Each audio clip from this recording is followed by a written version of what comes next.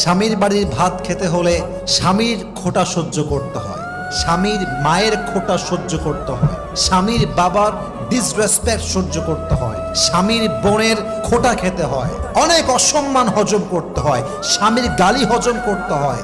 তাই মেয়েরা বলে স্বামীর বাড়ির ভাতের বড় দাম। আমি কথা বলবো, কথা সত্য, তবে একটা কথা অ্যাড করতে হবে।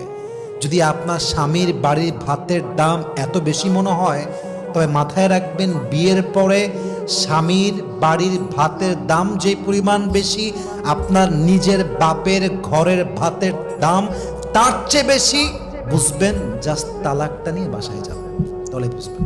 জাস্ট তালাকটা হোক, বাসায় যান, 3 মাস থাকেন, 4 মাস থাকেন, 5 মাস থাকেন, স্বামী নাই তালাক হয়ে গিয়েছে, তখন বুঝবেন স্বামীর বাড়ি ভাতের দাম বেশি নয়, এখন তো মনে হচ্ছে বাপের বাড়ি ভাতের দামই বেশি হয়ে গিয়েছে, ঠিক কিনা বল?